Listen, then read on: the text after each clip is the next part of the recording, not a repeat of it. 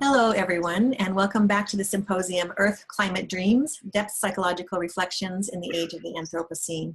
I'm your host, Bonnie Bright, and as most of you know by now, I'm also the founder of Depth Psychology Alliance, which is a free online community for everyone who's interested in depth and Jungian psychologies. And it is really our mission to extend depth psychology into the world so that it can be more accessible and available to everyone. And during these times of very difficult times, it's always nice to think that there are ways, materials, tools, options for people to increasingly come to consciousness, to really work on themselves and to be in situations where they can grasp some of these tools to use them to help themselves and others. So I want to welcome everybody back. Thanks for being with us for the symposium. I'm here for this particular session with Robert Romanyshyn. Hi, Robert. Thanks so much for being with me. My pleasure, Bonnie. Thank you for inviting me. Well, I'm glad to have you here. For those of you who don't know Robert, he's done a tremendous amount of writing, which has really been instrumental in my own process of evolution, I think, especially my own depth psychological process of evolution. Robert, I've always found your works to be just so profound and so thoughtful and so fresh, very different and unique ideas and very imaginal ways of looking at real problems in our world and on our planet. So let me go ahead and share a little bit about Robert by way of reading his bio, and then we'll launch into a discussion of a new project that he's working on. Actually, I don't know how new you would consider it, Robert, because you've been working on it for quite some time, but it's constantly evolving, as I understand. Well, it's gone through 3 variations, but I actually encountered Frankenstein, Mary Shelley's story, and the monster about 25 years ago. That's when I really began to explore it. Yeah. So this is the 3rd iteration that I'm working on. So this is decades in the making. Like any true depth psychological reflective work, it often takes a long time for things to come to fruition. So lovely to see. All right, let's go ahead and read Robert's bio, and then you can learn more about this topic, which is really quite fascinating. So Robert D. Romanyshyn is an emeritus professor of psychology at Pacifica Graduate Institute. He's the author of 7 books, and he has contributed articles to edited volumes, published essays in psychology, philosophy, and education journals. He has done radio, television, and online interviews, and has made a film about his journey to the Antarctic. And if you guys haven't seen that, you must see it. It's really amazingly beautifully profound. It just sent me into a completely altered state when I had a chance to watch it. And I've heard you talk about it, Robert, and I know your experiences in the Antarctic probably don't begin to be reflected in that film, and yet it's so beautiful. So really recommend that everybody see that. Robert is currently working on the Frankenstein Prophecies, the Untold Tale in Mary Shelley's story, 8 questions and replies. And this is going to be the main focus of our topic today, so that we can see how this story of Frankenstein, which so many of us are familiar with, is actually applicable to the topic of Earth Climate Dreams. And he's also working on Becoming and Unbecoming a Psychologist, a memoir of a life in psychology, which is also going to be quite profound, I'm sure. So Robert, as you can tell, I'm a huge fan of your work, and I'm just really glad to be here with you today, and really grateful that you're willing to share your gift and your knowledge with others here in this particular symposium. Why don't we jump in by talking a little bit about what you are attempting to do here. And so far, what I've seen, it's been done beautifully, and I know it's a labor of love in many levels. The book is called The Frankenstein Prophecies, the Untold Tale in Mary Shelley's story, 8 questions and replies. And I know that you have said that this book is a retelling of the Untold Tale. So it's looking at those parts that we don't normally look at, the parts in the margins, particularly regarding the monster, and particularly in relationship to our own connection to nature and the planet and the ecological crisis that we are facing on so many levels today. But you are using this book to retell the story of Frankenstein, Mary Shelley's version of Frankenstein, as a cultural dream. Mm-hmm. So I wonder if we can start there, and you can just talk first about what it means to look at something as a cultural dream, and then maybe we can launch from there into the actual symbolism in the story. Yeah. When I use that phrase, a cultural dream, that takes me back to my training, my early training in phenomenology and depth psychology, and finding in history and in literature and in art, those are the three fields where I have explored, that what we see embodied in these three ways is the collective psyche dreaming itself through these works. That was my training with the Dutch phenomenologist J.H. van den Berg. And so if I treat Mary Shelley's story, which for me is pivotal and prophetic, 2 points I want to get into, when I treat it as a cultural dream, I am working with it in the same way that I work with my own dreams, and in the same way that I have worked with my patients' dreams over 40 years or more as a Jungian analytically oriented psychotherapist.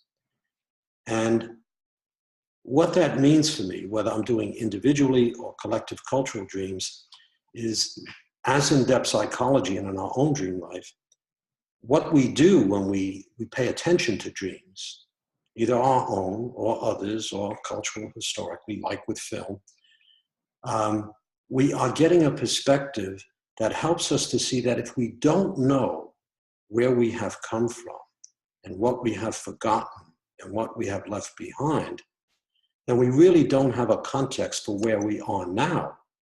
And without that context, we really have a problem with where are we going in the future, because we take where we are now without knowing where we've come from, see that as reality and the truth, and then just project that on a line into the future. So this is a work in a Platonic sense of anamnesis. And anamnesis doesn't mean remembering. It means, because that's easy, I remember something, but it means unforgetting. And that's where depth psychology is important, because there are barriers to remembering. Whether you call it repression or whether you call it something else, this is what depth psychology has taught us.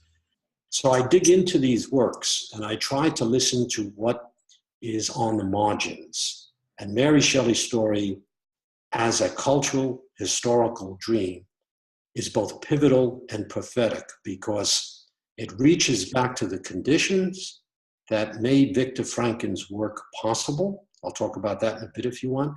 And it reaches forward to how Victor Franken's work, as described in Mary Shelley, leaves seeds that exist today as prophecies that linger because we haven't faced the untold story. In this case, Mary Shelley's story as told from the side of the monster, because what we always have is Victor Frankenstein himself, his take on it. So you've got to go to the margins, and this whole thing about monsters and margins is true whether we're dealing with our own individual psyches or whether we're dealing with a cultural dream. Mm-hmm. You know, it's so interesting, because what I hear you saying is that by looking at the story in this way, it actually gives us context. We're able to locate ourselves in a place where we have the context of the past, and we also have the context of looking toward the future. Even though we don't know what the future holds, we can take some understanding from that past. And so therefore we're located in a place and a time where this kind of information can actually begin to maybe penetrate those barriers that you mentioned that are against the remembering, or where those places we have forgotten, and start to do their own work on us. So I think it's a really important and critical way to look at it, and also a brilliant way, because it's a place where the imagination can come in. And that's exactly right, because when you engage in this, you're trying to make what lingers now as a prophecy, because in recovering what you have forgotten, what we have left behind, what you are doing then is refusing in a way to continue where we are now as the truth of what things are and extend that into the future. We're stopping that process, and we're saying there might be another way to imagine another possibility for the future. And that is what depth psychology is, whether it's individual or cultural. It's a way of remembering for the sake of imagining another possibility. That's right. So Mary Shelley's work for me, because one of the things that has always interested me is the crisis of technology, particularly from the very beginning, especially when I was working on the book on technology, A Symptom and Dream, the crisis of technology in terms of what is happening to nature, and because the human body is the correlate of nature, what is happening to our sense of human embodiment. Yeah. Yeah, so I'd like to go there because this is also a theme that has emerged in other of your works, but seems so absolutely critical to both the story of Frankenstein as well as our story here in this day and age where we are facing an ecological crisis, and we must be looking at those margins to understand what is happening on our planet and how some kind of transformation can emerge. So looking at the body and the embodied piece of things, you have written some really insightful and interesting things about what you call the specimen body. And in the same vein, you also refer to people as spectators. So I wonder if you could take those two terms and just begin to help us understand what's critical about those terms and how our relationship is to those. Yeah, sure. And this, in a way, will help me to bring in something about the format in which I'm writing the book. So when I actually began this book, this third iteration, in May, when Veronica and I were in Europe, and I was using the library in Perugia, Italy, and I was working on that piece about how is it that Mary Shelley wrote this work and published it in the early part of the 20th century. And how is it that Victor Frankenstein's story is a story about a man becoming a creator god? So I asked myself, what are the conditions that made that necessary? And that took me back to Florence, Italy, the 15th century, where the development of linear perspective began, and that's looking at the world as if we are seeing it through a window, which means it privileges now, in the 15th century, it means our contact, our embodied relationship with nature now privileges vision. And you think about vision, it is the distancing sense. So in the technology book, it was working, and again, I took Alberti's text, De Pictura, published in 1435. It took me 3 years to plow through that text because it's heavily mathematical, but it's the beginning of the cultural dream of modern science and technology. Because once you put the window, and it's a closed window, between us and nature, and there's some beautiful illustrations in the technology book on that, you become then a spectator of a world that becomes an object, a spectacle for our use and abuse, because we're detached from it now. And the body on the other side of the window is a specimen body. And what I mean by that is that at the same time, or shortly thereafter, when linear perspective, window consciousness comes into being, spectator mind, when that comes into being, at the same time, the first textbook in modern anatomy is written. Those kinds of synchronicities happen in dreams all the time. And they're not causal links, but they are the way in which psyche is weaving a new dream of who we are and how we are in the world. And to say that the first textbook in anatomy is written at that time is to say that the specimen body is the body that we have. The body today, which lingers as prophecy and is the foundation of our pharmaceutical industry, our insurance industry, and our medical practice. We take that body as real, the body we have. And what that puts in peril is the body that each one of us is. So that's what I'm playing with the specimen body, what it is and what we have forgotten. And that speaks so much too to the theme of the Frankenstein monster, who, as I know the story, and maybe we should do a little bit of backtracking and sort of summarize how you understand it so that these symbols mean something. But the version that I'm familiar with is that the monster was created from parts of other people who were already dead. So he's made up of dead flesh, right? And then somehow animated into what appears to be a living being. But it's mechanistic, or at least seemingly so. As the monster, he's mechanized. And so I'm thinking about this whole idea of being spectators, and as you mentioned, how we are so able easily to objectify things by being the spectators, by not being actively engaged with whatever it is that we're looking at. We are less than human on so many levels. Instead, there's a great book that is written by Mary Watkins and Helene Lorenz, who talk a lot about that idea of being a spectator and being able to, or needing to be able to, witness things that are happening. And that means to be emotionally engaged, not just watching from afar.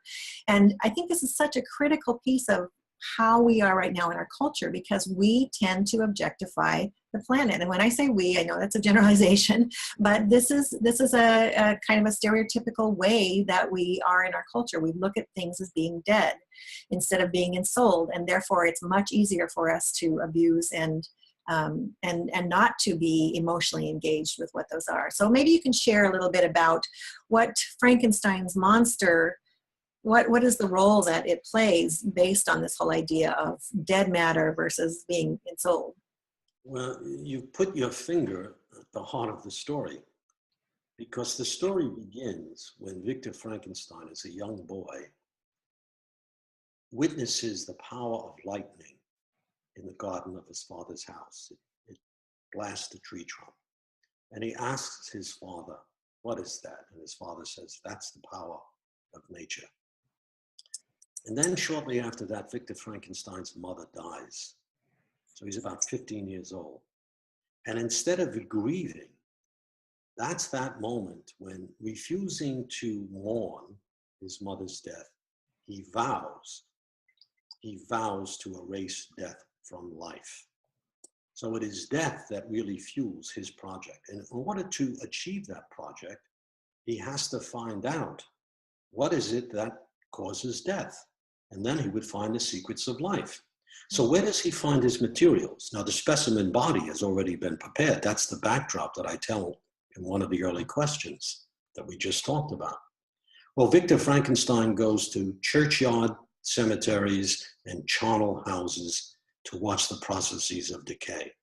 But in Mary Shelley's story, he goes to these churchyard cemeteries and he says, what we have there are simply bodies deprived of life. And so he's already walking on ground that is no longer sacred, because in the churchyard and in cemeteries, there have always been rituals of remembrance. There are those whom we love who are buried there with rituals.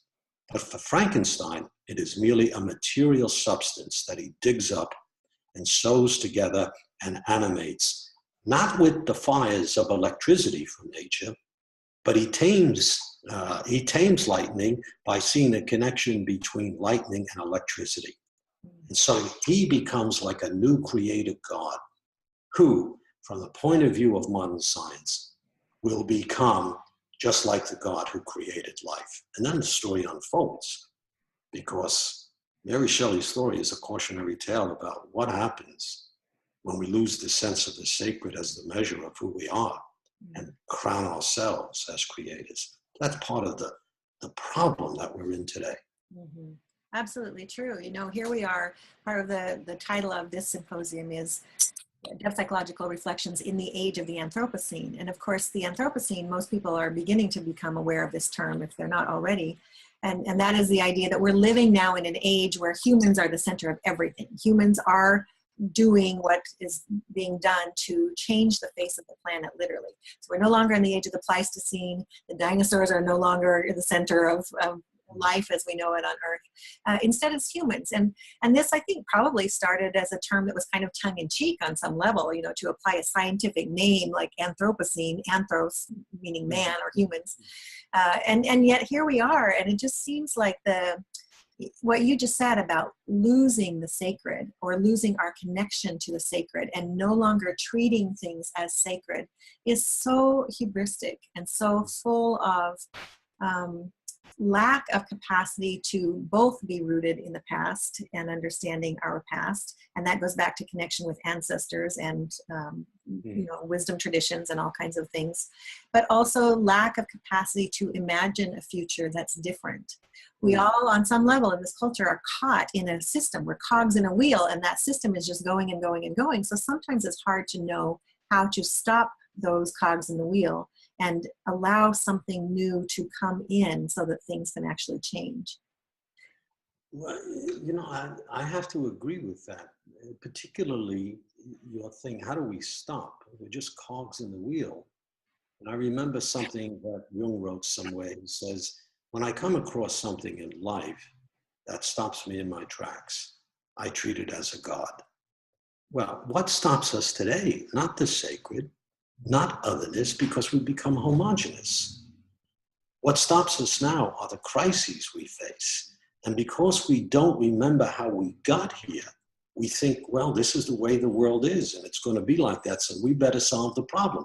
But it's we who have created it, and we're going to try and solve it, and you can't solve the problem at the same level that you created it. So there is something really amiss. And I think that's why Mary Shelley's story is helpful, because in 7 particular ways, it points out to us the way in which the scientific technological world in its beginnings, carried through in Mary Shelley's story, lingers today in the kind of crisis we face, the crises of nature, the eclipse of the feminine, the way in which we live out the God complex in so many ways, the religious wars, etc., the death of nature, what's happening on the level of our embodiment.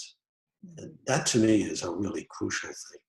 So if we don't pay attention to that, then we're simply going to keep doing what we're doing. Yeah. And we keep creating variations of the monster. So what do we have to do? We have to listen to the monster, because his tale is the one that tells us, oh my God, don't you know that Victor, in creating me, denied his responsibility to me. He became a creative God who abandoned me. And, you know, the monster educates himself by reading Milton's Paradise Lost, which is a tale about, which Mary Shelley retells. It's a retelling of her story is a retelling of the Christian story of creation. And the monster says to him, did I request thee, Maker, to draw me forth from my clay? Did I request that you make me man? He's the new Adam. But he's the new Adam, which repeats the old story of what happens when a male creator God works apart from the feminine and denies responsibility for what we have done. And we see signs about that all over the place. Our God complex in denial of its responsibilities. So I think on a certain level, when you read the story of Mary Shelley's Frankenstein, you can interpret that as really a prophecy for the death of nature. I mean, on some level, it's like nature is going to be completely overrun by these monstrous creations that we, as humans, as Anthropocene, people in the age of the Anthropocene, have created. But the question is, what are our obligations, Robert? I mean, are we obligated? Do you see that in our culture? Do you feel like that there's something that you personally might be doing to fulfill a certain obligation? Do you think that most people fulfill certain obligations toward what it is that we've created? Well, that too. I mean, that too goes to, I think, the heart of the difficulty in Mary Shelley's text. Because if there is one thing that really is pivotal to what I'm trying to do, it's the penultimate question that I raised. The last question is, where are we going? Because there has to be some hope. So I try to offer, as I've been living it, some response to it. But the penultimate question is, who is the monster? So what our obligation is to go to the margins in our own lives, to go to the margins in our relationships with others, to go to the margins in our relationship to animals and to nature in the whole, and to ask ourselves, how do we participate in denying our participation with nature? How do we continue to create political, economic, educational systems that are built on greed, on capitalism, and continuously using the resources of nature as for our own use and its abuse? So it's the obligation, but that's extremely difficult. I mean, if you ask people to face their own monsters and their own participation, and when you telescope that to the huge dream that is collectively happening all around us, it seems overwhelming. But I know no other way for myself except to do what I can do, and that is to bear witness as a writer, as a teacher, um, as a husband, as a father, etc., with friends and colleagues, to awaken us to remember the things that we have forgotten and pushed in exile, and say, stay on the margins. But I know I'm no fool. Oh, well, I am a fool, because sometimes I feel like Don Quixote tilting at windmills. And this is no criticism, but it's extremely hard to face the monster that you are. But I think you do that with the Depth Psychology Alliance. That's the way that I think depth psychology is working. Yeah, I appreciate that. And I think that it's true. Everybody who has felt some kind of a calling toward this work, and by this work I mean looking at the margins, as you suggested, facing the shadowy parts of ourselves that we have not maybe typically been willing to face, and also looking at a collective level, which is a really critical piece of it. So there's one piece about doing our own work, and it's absolutely important. Jung said you have to do your own work before you can do, you know, the work of others. But also for those of us who are engaged, and many of you who are watching this right now will relate to that feeling of calling towards something, that there is something to be done here, and may not know what it is. But I think that that's where your work comes in, Robert, because you're providing tools and opportunities for people to see things in a different way. And that brings me to something that I read from you that really struck me as very profound, and I hope that I'd like to hear it from you, because I just think it's so interesting. And that is the difference between, you were talking about the eye in some of the writings that I have seen from you, and you were talking about the difference between a blink and a wink. Can you share about that and how that strikes you? Well, this, you know, I don't call these chapters, I call these questions that I raise, and that's part of the title. So if I lose what you're asking me, bring me back to that. But here's a good point, a good place to make this point. I'm working by raising questions, because the method that I'm using is closest to Socratic irony. And Socratic irony, if you've read some Socrates, or Plato's version of Socrates, is where he feigns ignorance in order to draw out the other's ignorance. So in a way, Socratic irony, through questioning, is a very subtle way to get people shook up a little bit by the question. Hey, wait a minute, you know, maybe to imagine that the human body is really just an anatomical object, maybe that has a history and a context, and maybe there's another way that we should think about it, or have thought about it and have forgotten. So that's the background. But I've been doing this stuff for over 40 years, and I know a philosophical academic argument is only going to preach to the converted. So what I'm trying to do in this book is to give very simple examples, to write in the present tense, and to raise as many questions as possible, to cultivate the person's imagination about another possibility. One way to do that, in this question about is Mary Shelley's story a prophecy of us perhaps being the final generation, or one of the last generations? And it's because we forget that we are more than a specimen body. Now, I could lecture on that historically, culturally, philosophically, but the best way to illustrate that, and I do this with my students, is to walk around the classroom and go up to somebody and go, "Did you see that? That will be on the video. I'm winking at you. I'm exaggerating it." The difference between a wink and a blink seems so trivial, inconsequential, but it's the difference between the body as a biological and socially conditioned organism, and the body which can pause instinct and conditioning for a moment and transform all of that into a meaning. A wink is a coded message. It's an invitation. A blink is a biological event. And so that difference reminds us, hey, wait a minute, you know, there is something about that difference that reminds me that my heart, yes, as a body I have, my heart is a pump. But that's not how I live my heart. My heart that is me is a heart that, for example, can be broken in love. So I call that, you can call it the subjective body, you could call it the body one is, but it really then questions you, it makes you question the taken for granted assumptions that we have about the real body is the body that is a biological mechanism. That only happens in particular cases. That happens in a medical exam. That happens when I have an injury. That happens when I'm sick. Then I want Western medicine. But we've made it the true measure of what we are as human beings. And then we're losing what makes us most human.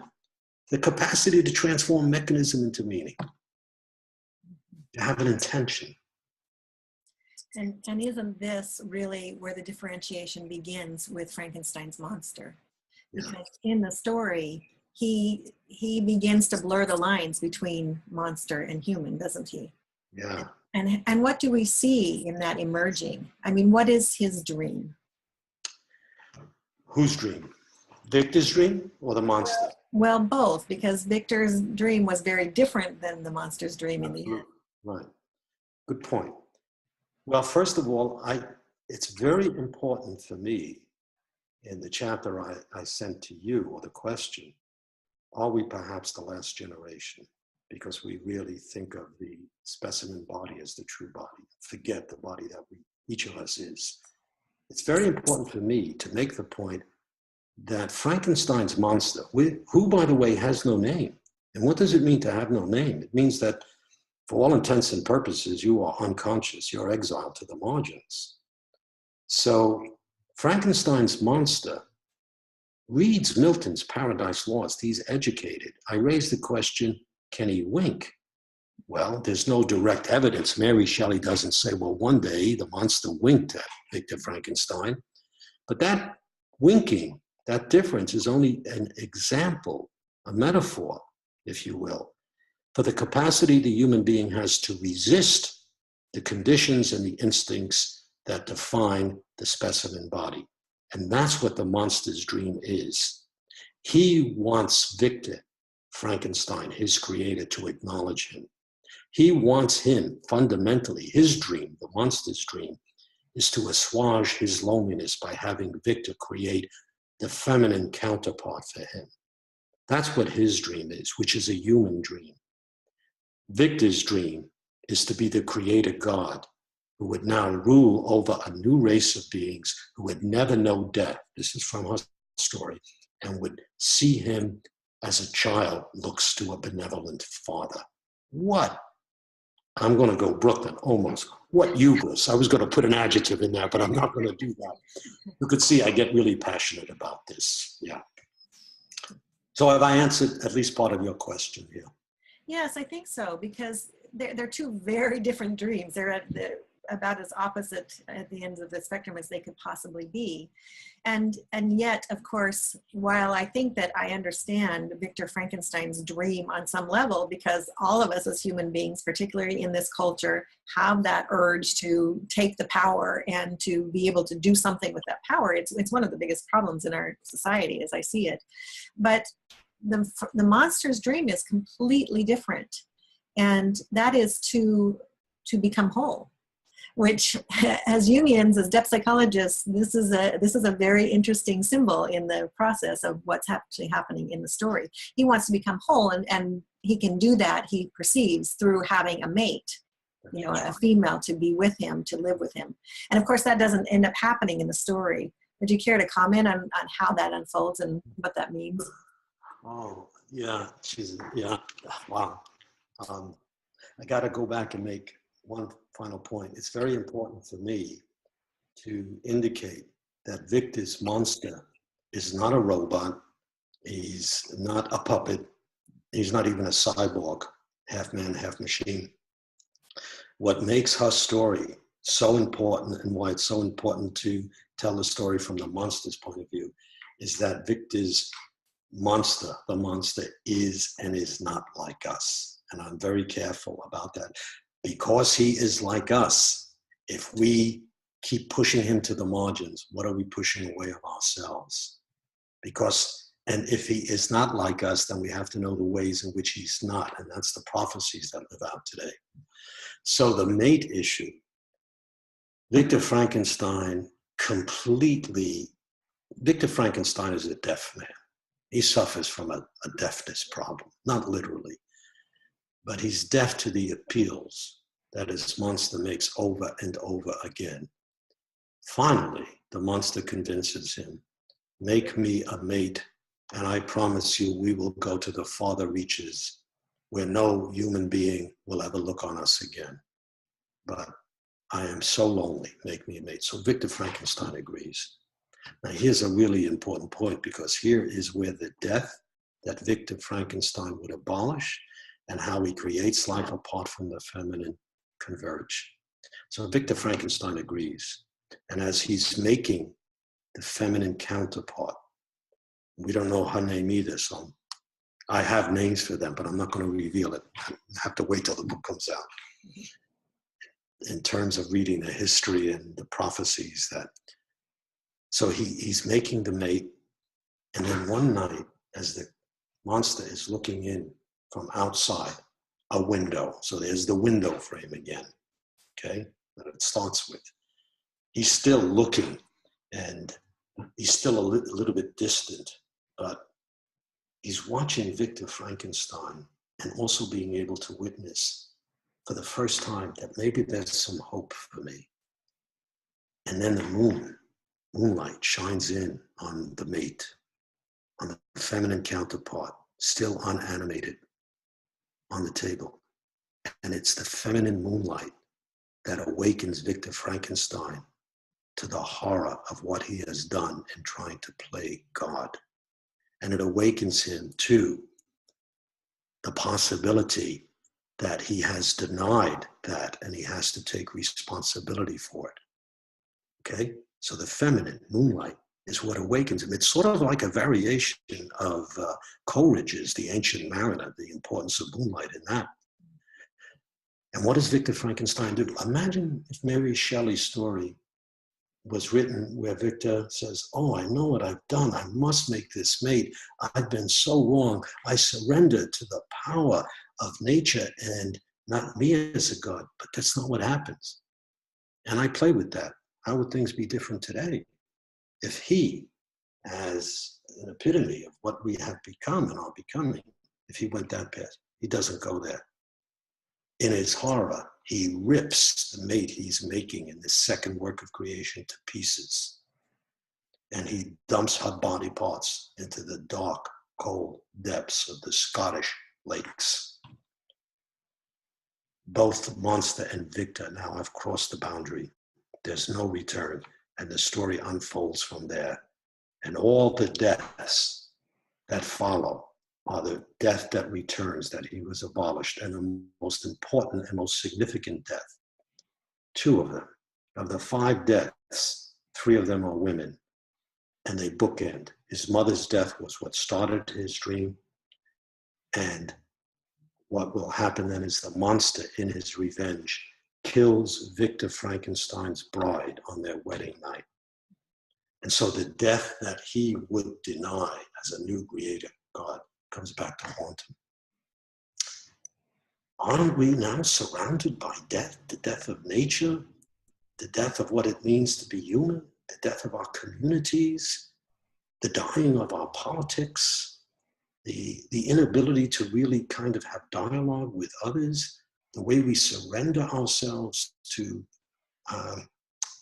the medical industry in the vicious circle. We eat crap food, overstuff ourselves, get sick. Who makes money? The insurance companies and the medical industry. How do we break out of that cycle? That's what really animates me about this story. Did I leave you behind? I'm sorry, I get too carried away. I have to say, I mean, Robert, I don't know, anybody that's listening to this right now must also be in sort of the same state as I am. It's just, there's so much to take in. It's like waves of it are kind of washing over me. I feel really embodied in this process of listening.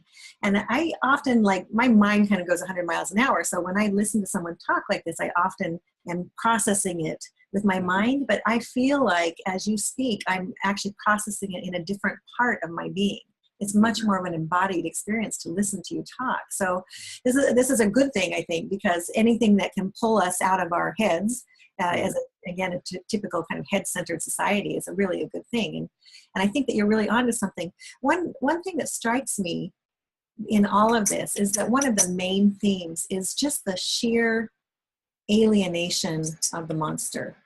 I mean, where does he fit? He doesn't fit anywhere. It's one reason I'm sure he wanted a mate so desperately, because then at least he would feel like he fit, because he had another of his kind that he could have as a companion and spend time with. And he wouldn't be such a monster, perhaps, if he was not the only one. So it's really this sense of homelessness for him. He doesn't fit anywhere. Where is his home? Where does he belong? This sense of belonging. And I know that this is a theme that's appeared in many of your works. And so I wonder if, as we begin to draw this to a close, you can just share a few thoughts about homelessness in the general sense of how that fits with the monster. Well, you've really kind of come prepared, because you've picked out and guided this interview in very coherent and deep ways. Yes, he is. He is the first of his kind. And Mary Shelley's ending of the story leaves it ambiguous whether he's the last. He promises to go to the deep Arctic night where he will immolate himself, but it ends with him fading into the darkness. I think he lingers on today in global warming. You know, the monster set himself on fire, perhaps, but he didn't die. The ice caps are melting, the oceans are rising. That's a variation of the monster that we've made in our treatment of nature. But for him, he is an orphan because his mate is destroyed. And I think he lingers on then in the face of all the refugees that we see in the world today. The stateless people, the people who are made homeless by our economic and political policies, by our religious wars. We see them all over. We see them on the streets of our cities. I mean, it might seem strange to people, but you see a homeless person or a bag lady. When I see them, I stop and talk to them. Not all the time, of course. I'm not trying to present myself as a saint. Sometimes I just, I just don't want to look anymore. But for me, they are the monsters who linger today, the people who have no sense of home. And in that respect, a film I saw last night, I would like to recommend. It's Oliver Stone's movie, Snowden. We all know who Snowden is. He was the CIA, NSA, National Security Agency, who really gave to 3 reporters the story about how, through the use of our technology, the United States is collecting all kinds of data about everybody. And there is one scene near the end of that film, and I'm not speaking about his politics. People make up their own minds about that. I have my own view, but that's not relevant here. But I was shocked. First of all, shocked by the fact that we went to the movie theater. All the other movies were crowded. There were 4 people in the movie theater. People don't want to look at this, at what he opened up. And in one of the final scenes, he's being interviewed. I don't know who the interviewer was. I'd have to check on that. And he's being interviewed on the internet. He's in Moscow, okay? And he's a homeless, stateless person.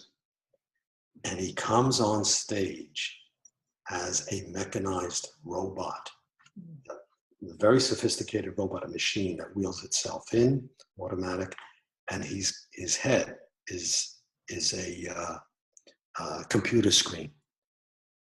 And I thought, this is what we have become.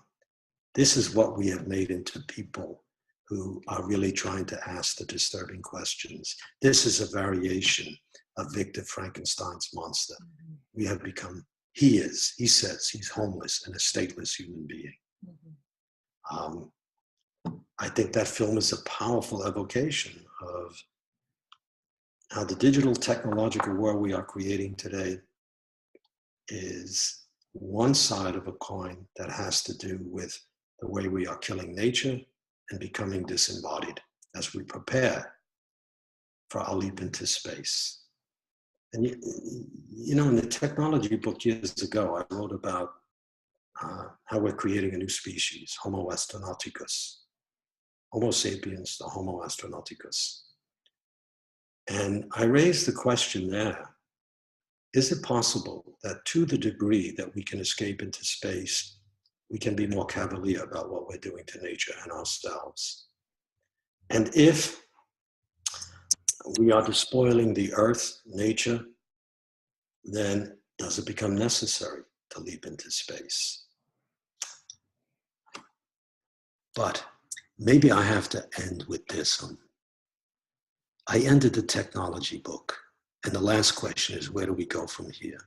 Raise questions.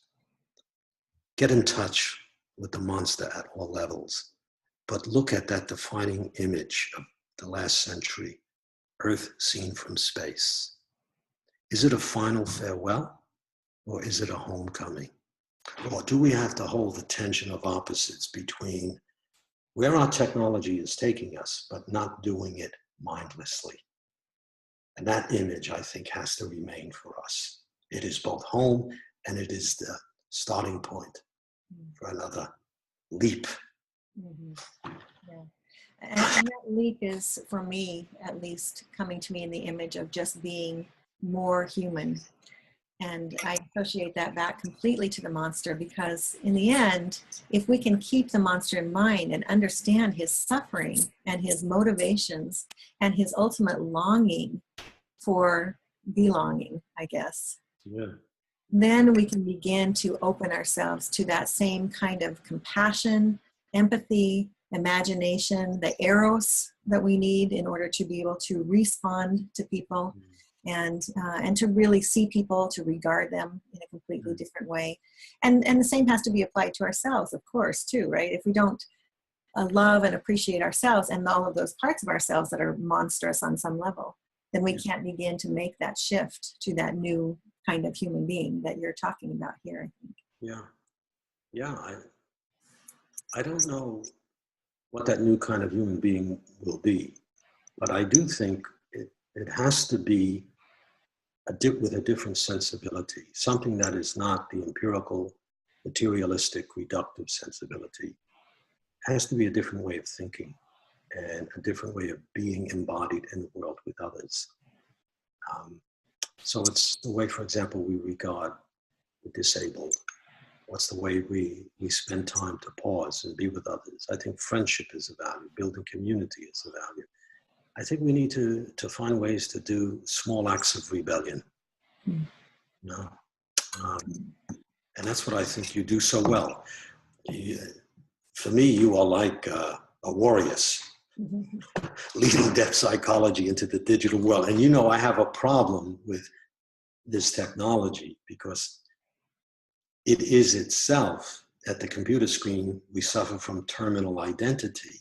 There's no haptic sense here. We're out of touch quite profoundly. I can see you, can hear each other, but the other things are gone. But yet, it would be foolish, we'd be Luddites to say, let's not do it. And that's what I really value about you, because you're asking us to take up this possibility with awareness. That's the whole point. Yeah, thank you. Well, I have my sword right back here, so I'm going to get it out. But, you know, for me, it's really about, it is about cutting through the stuff that we have built up for so long, both in, enculturation through our own lives and things that we got from our families, our upbringings, our ancestors, along the line that have been passed through the generations.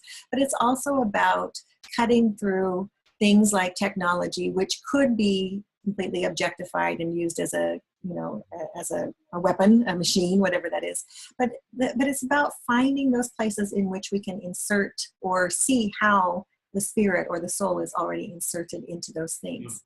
Yeah. And it's very much a connection with the whole Frankenstein's monster for me. And that's why I just find this work so profound that you're doing. I think it's a message that if one were to really contemplate it, I think it could create profound transformation in both individuals and in communities who would really take on this work. So.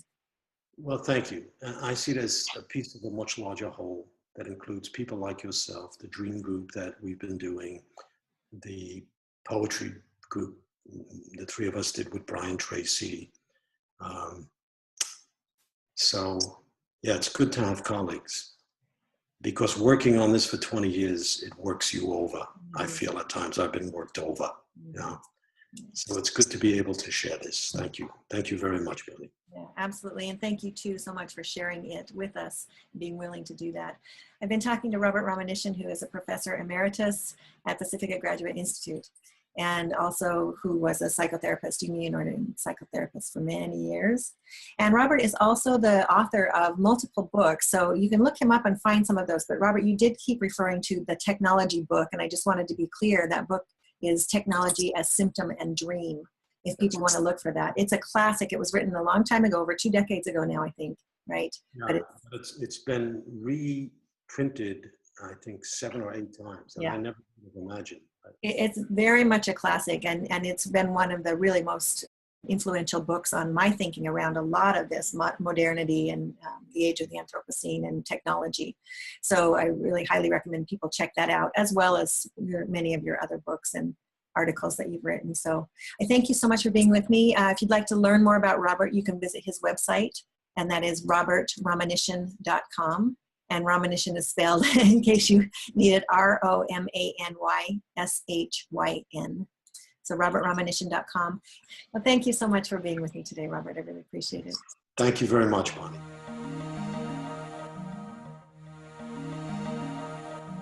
For more information, visit www.depthpsychologyalliance.com.